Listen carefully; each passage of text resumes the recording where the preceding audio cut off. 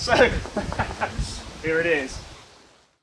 Welcome Jeep aficionados and perverts, it's Greendot 319. Welcome to the channel, and thank you new subscribers for joining us today. I know you want to look at some of the fun toys we have around here. We're going to start off with the big boy today, the big guns, the 1945 Ford GPW. I'm going to show you what an original 1945 Ford Jeep should look like.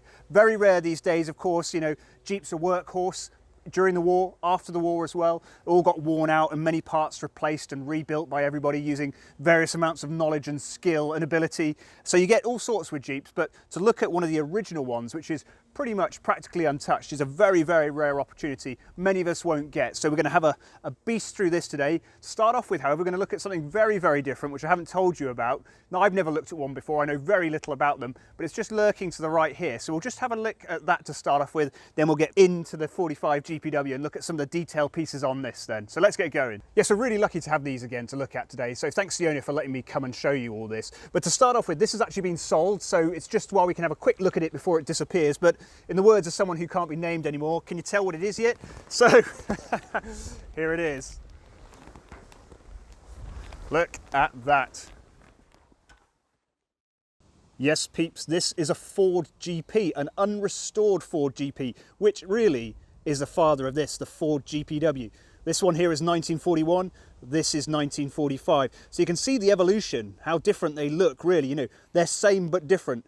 Just speaking to the owner about it, just as a disclaimer here, I know very little about Ford GPs, okay, and early Jeeps. My expertise is in these boys, but not this one, so I know very, very little. So if I say anything incorrect about it, just ignore it.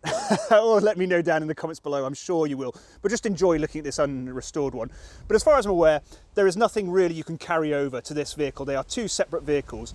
My impressions of it are, just looking at it quickly, is that it's small. It is small, okay? It's smaller than the Jeep. This is heavier than this. You can see what they were going for. They wanted something really small, light and reconnaissance. That was the brief to create the Jeep, okay? And this is what they tried to do with these. And if we look at it, if we come into it, you can see it's different to the later stuff. This body panel here, it's all one piece, these panels here. They just have a curled edge on them. There's no impressive reinforcement or anything like that. You know, it's just like literally like a tub. Obviously this has had work done to it. It's got sheet metal where it shouldn't and what have you, but you can get an idea of it, how it looks. You know, we do have some hat channels and things like that, but the later Jeeps, you can see, like, look at the rear. They've got all those reinforcements and things like that, and it's got a proper top to it and what have you. So it looks like this is much lighter and much, as far as I can tell, just having a quick look at it, it looks less strong, is my opinion of it, just looking at it quickly. So they had to put some weight on it to make it, you know, a real combat vehicle. But it's a funny little thing. Having looked at lots of Jeeps, you know, World War II later, MBs and GPWs, this is an unusual little beast. It's like looking at the big boy, his brother or his son, just slightly scaled down. But there's some cool things on here. Let's have a look underneath. Some of the cool things you notice on it, what they changed on the later Jeeps, is bits on here like the hood hardware is riveted on rather than bolted on. So obviously that's fine for production, but if you need to change things and if things get damaged and you want to swap them over, rivets are much harder to remove. So obviously when they went over to the later stuff, they started to improve it and put on bolts which are easy to put on, easy to take off. Let's have a look under this little hood there. One of the things is, can't get my fingers underneath. I've been trying to work out, just as a side note, hold that thought for a second there.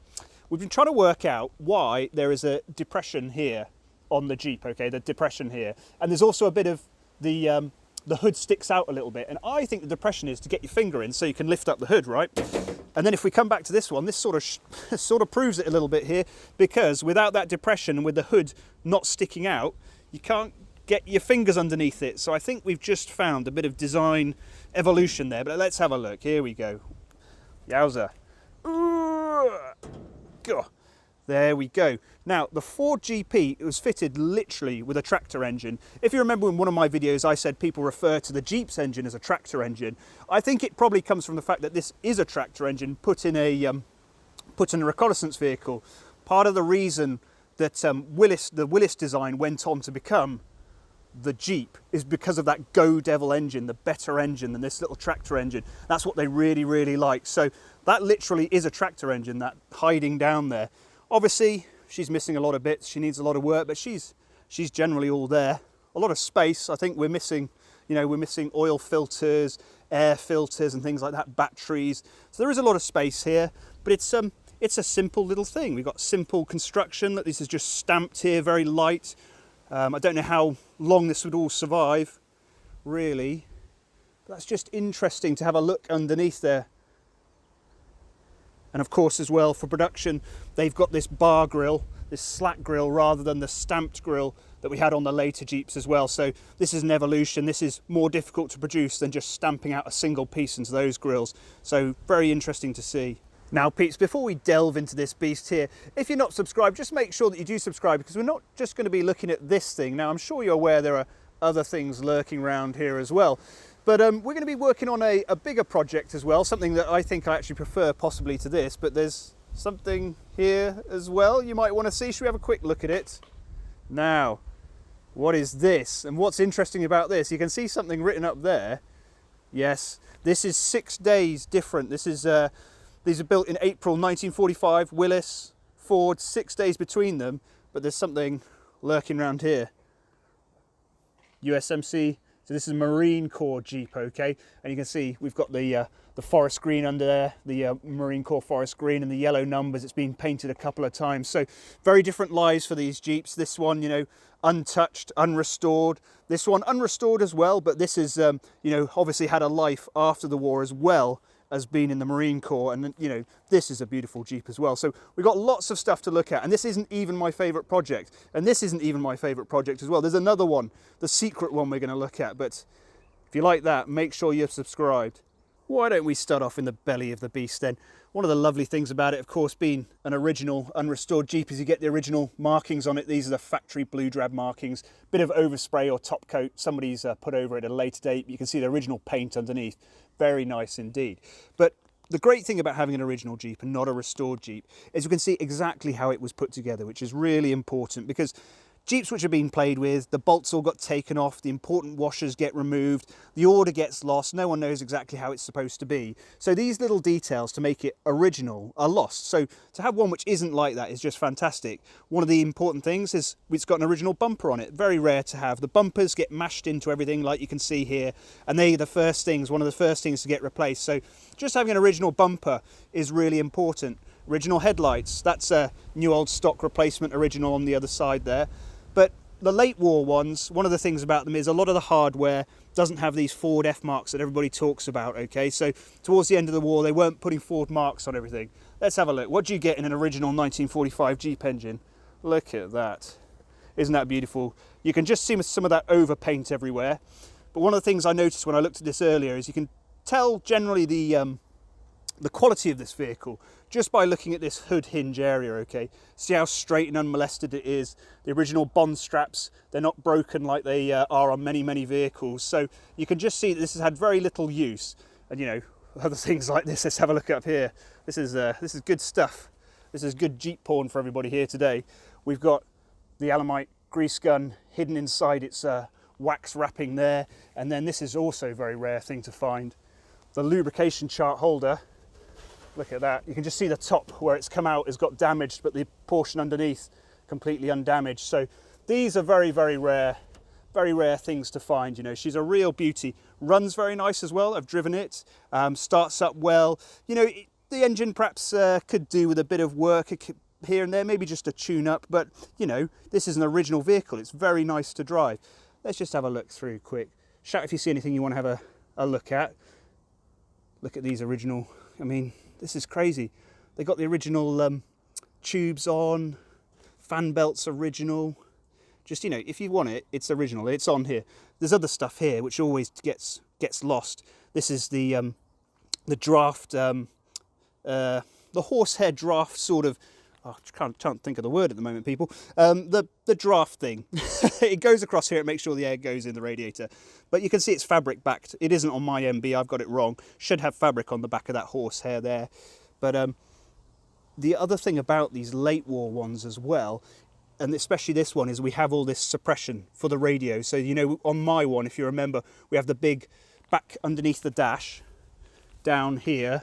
just in there. We have a big radio box which sits there, and a suppressor. It has big capacitors in it. It stops electrical noise so that if you have a radio fitted, it doesn't cause interference. Later on, they went to just fitting capacitors all over the place rather than that big box.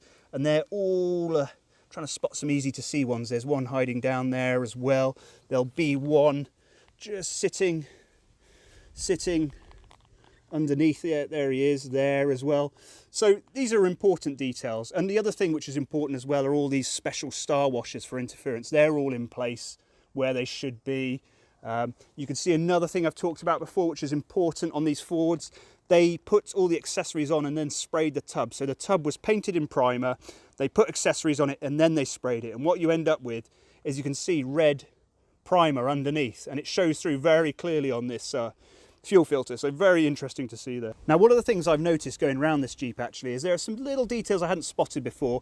This one on the wiring clips has washers holding underneath the heads of the bolts there. You can see one down there, and the fuel line, if I come round, yeah, possibly you can see down there, just in if you'll focus.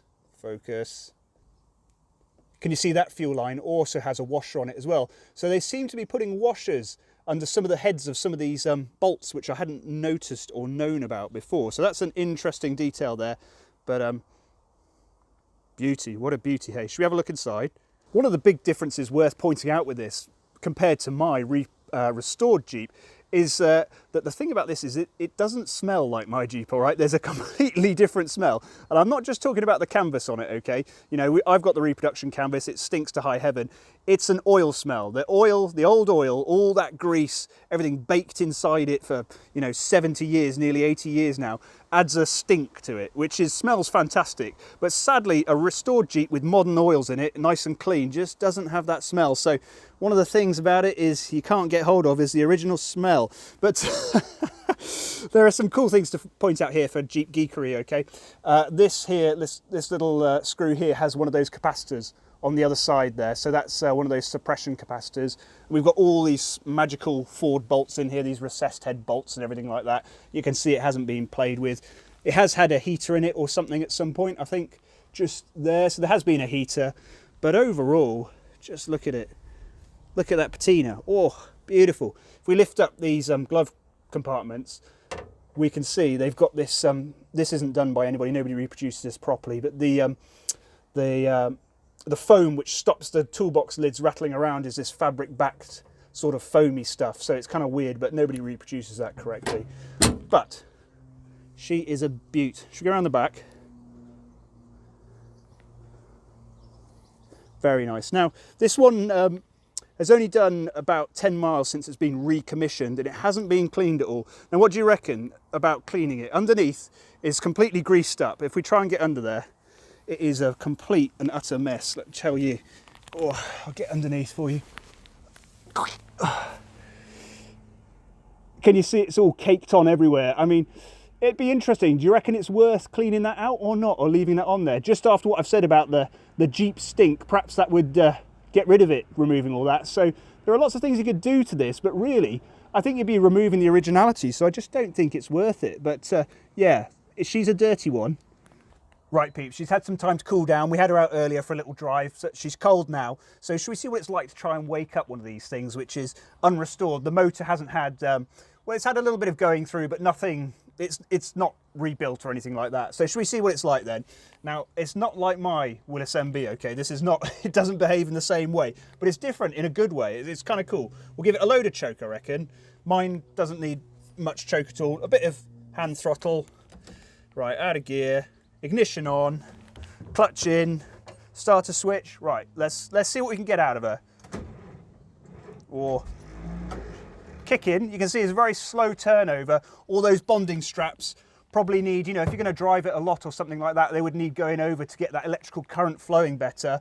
But it's cool. Right, she's trying. She's thinking about it. Didn't give her a poke actually. Right, let's see what we can get. She's thinking about it still.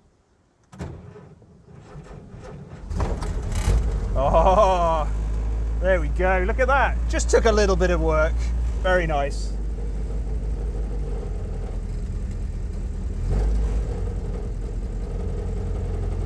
There we go. Sweet as. Just a little bit of tweaking on the starter there, but you know, it's running very nicely indeed. Awesome.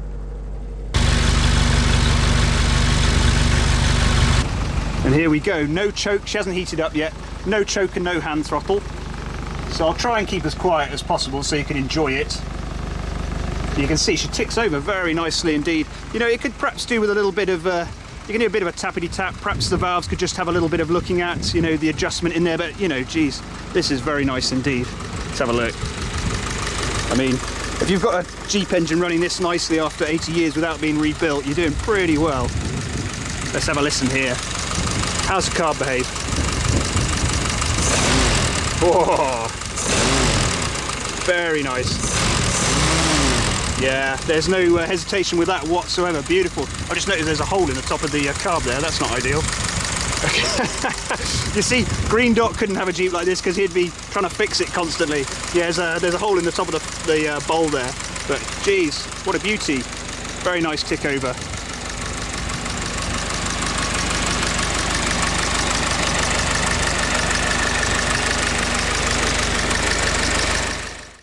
So peeps, that's a quick overview of the 45 GPW. I mean, we could go over this for hours, of course. We could look at every single tiny detail of it, but it's just, I just want you to get an idea and a feel of what one of these is like, you know, especially one which is really behaving nicely still like this. Obviously, it's very, very different to my restored Willys MB, you know, the behavior of them, how they drive, how they sound and everything is very, very different. But my God, you know, neither of them's better than the other as far as I can see. This is fantastic, of course. And of course, it's very, very rare as well. You know, many people have got a restored Jeep, but how many people have got a practically original Jeep, especially one in this good condition and running, doesn't really need anything doing to it at all. I mean, incredible, isn't it? So if you like that, make sure you subscribe. And if you want to help contribute to this so we can look at more Jeeps, I've got a Patreon as well. My patrons, we do a great job over on Patreon, sharing information, what have you.